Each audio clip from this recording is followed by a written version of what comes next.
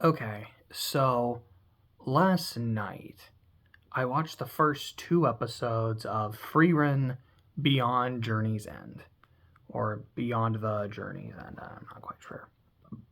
Excuse me.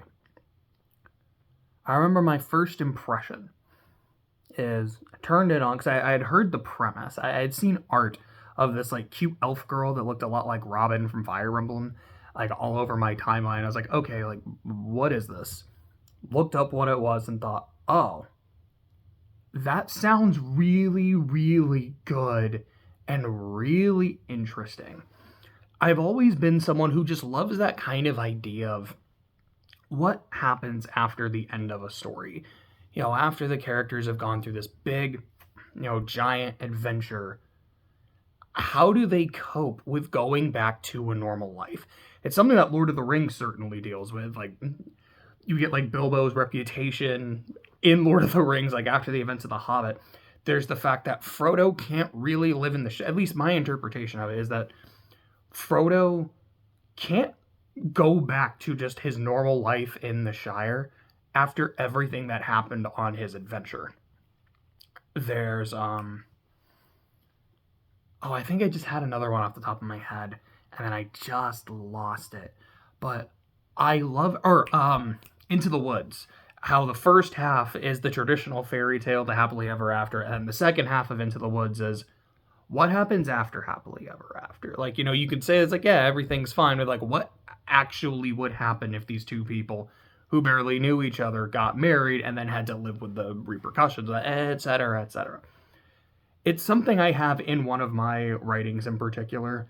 It ends in a very specific way where there's the possibility of more in the story because I really like the idea of after everything this cast went through, I want to know how it affects them going forward. As much as as I remember, like in the early days of coming up with the idea, I was like, I really want to write the idea itself because I think it's really cool. I'm way more excited about all of this after stuff because conceptually it's just so cool. So, when I found out what this was about, and if you're not familiar with it, the plot of the series is a party of four defeats the Demon King. They've saved the world, and now life goes on. Specifically for the elf mage in the party. The other two, it's two humans and I believe a dwarf. And the first episode is Frieren, which is the name of the elf. Like they beat the Demon King. They go back to they have human capital or whatever. The king throws a big celebration in their honor, gives them free drinks, like we're gonna make statues of you all, blah blah blah blah. And they see this really pretty meteor shower. And it comes once only every 50 years, and she tells her companions, like, yeah, like we're seeing it and it's pretty, but there's way better spots to view this. How about we meet again in 50 years and I'll show you the better spot? And they do, but because she is an elf and she doesn't age, to her 50 years, it's not much of anything. Like, it's not exactly a blink, but it doesn't hold a lot of meaning.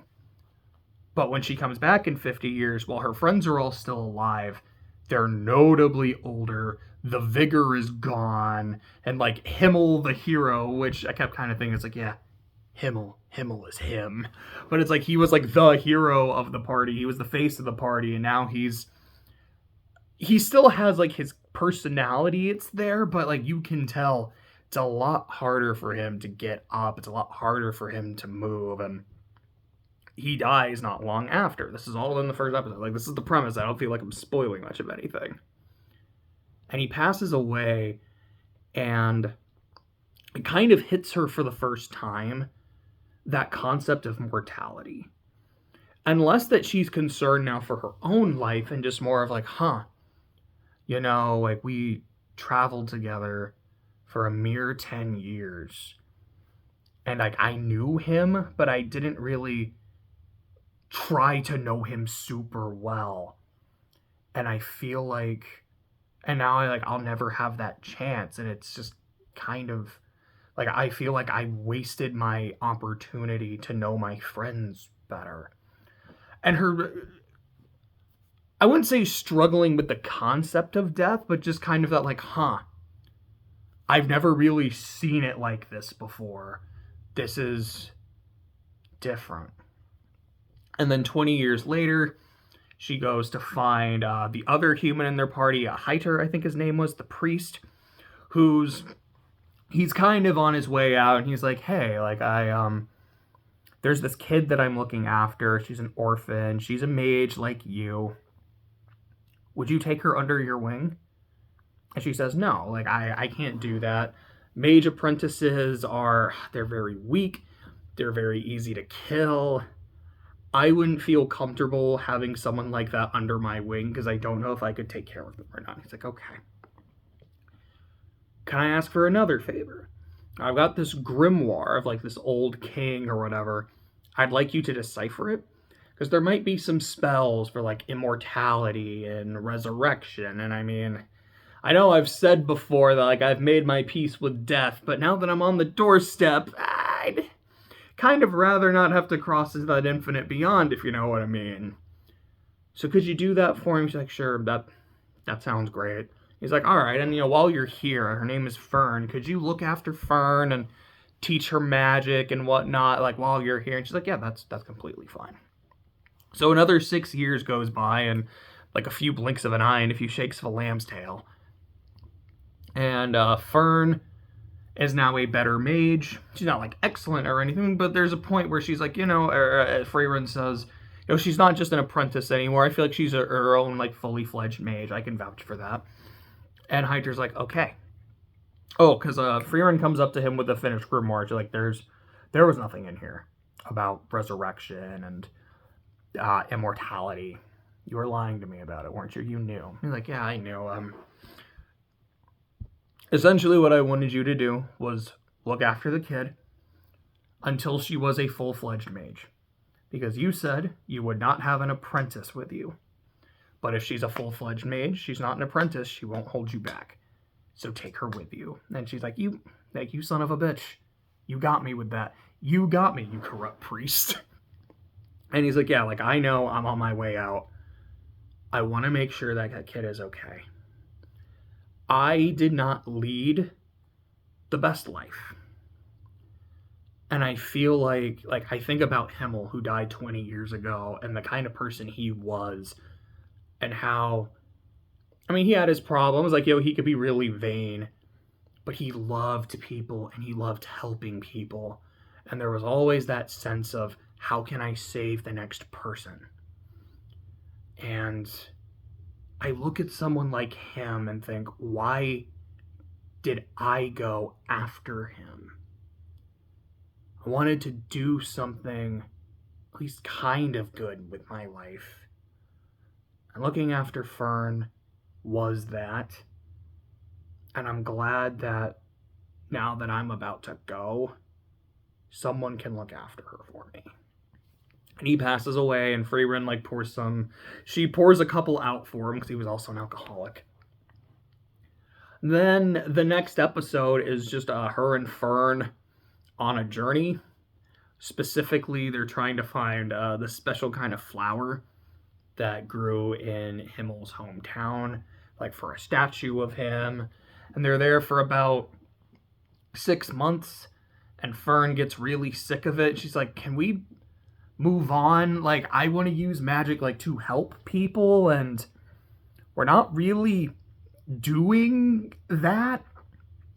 And like your obsession with learning spells, like these really mundane spells to like remove rust from bronze, to like snap your fingers and make tea, or to make like a particular kind of flower, like it's not helping anyone. You just have this weird obsession. Like, I like magic, it's cool, but it kind of could have been anything that I like took to get me out of my shitty situation.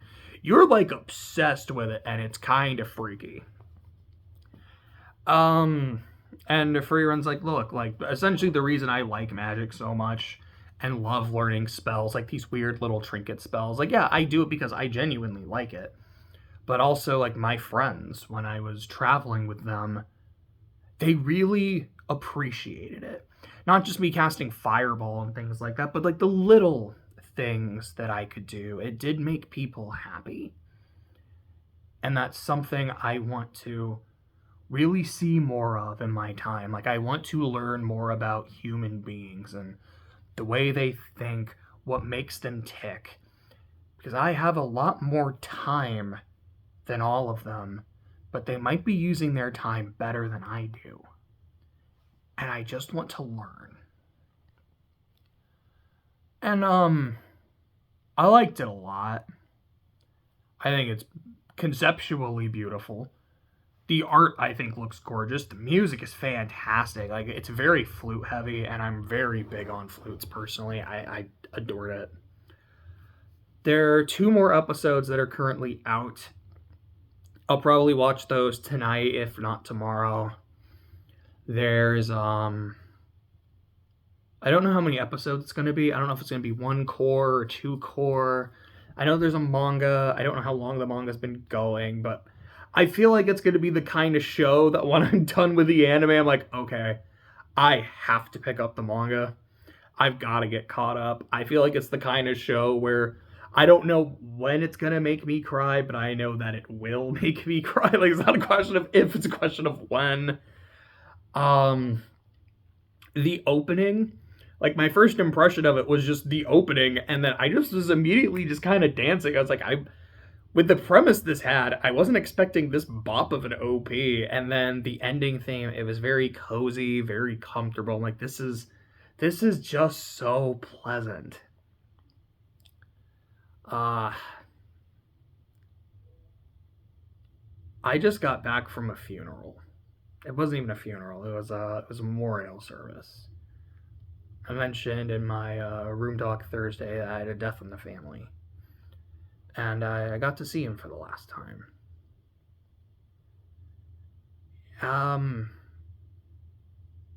It's a weird experience knowing, like, I'm never gonna see this person in the flesh again. Seeing him with his eyes closed and thinking, like, I know he's not, like, in there anymore, but he really looks like he's about to open his eyes. Like, I could swear I saw his eye, like, flutter once or twice. I was like, oh boy, that's weird. Like, I touched his hand and it was ice cold. Like, and just the little bit of bloating and pooling in his face. It's like, that's him. I know what he looks like, but it's off. Like, it's just off enough to feel wrong. And it's like, I know it's real, but it almost makes it seem less real at the same time. And like, watching a show about the inevitability of human mortality, like about 12 hours or so, well, not even that, but like the day before the service, and then like talking about it after the service, like, it's an experience. I wouldn't recommend it. It's like, I would recommend the show. I wouldn't want to recommend the experience of losing a family member. But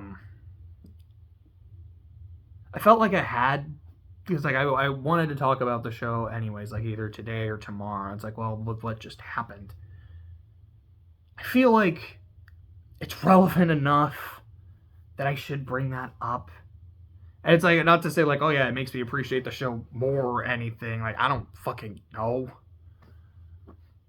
I guess in a show about seeing someone die and how it made you feel, it's like I should do the same thing. It felt right to me, so I did. I'm looking forward to watching, like I said, the next couple, to finishing the core or 2 core, I don't know, to probably reading the manga, probably sometime next year. I think that's about it. I hope you have a happy Sunday. I hope you have a great rest of your year. I think that's it.